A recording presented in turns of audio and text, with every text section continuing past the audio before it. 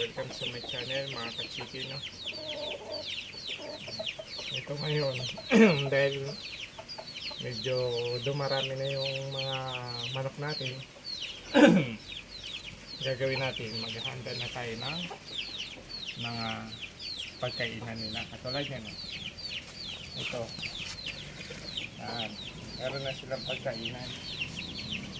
Tapos, yun nandun, yung tubig. Pakita mo yung tubig doon na. Tubig.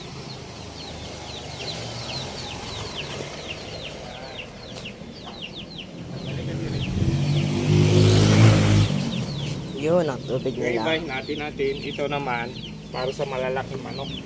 Pagkainan ng malalaking manok.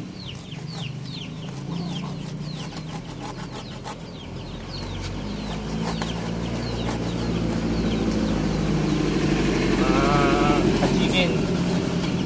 Yan. Kung may gulong kayo na pinagpalitan, huwag nyo itapon.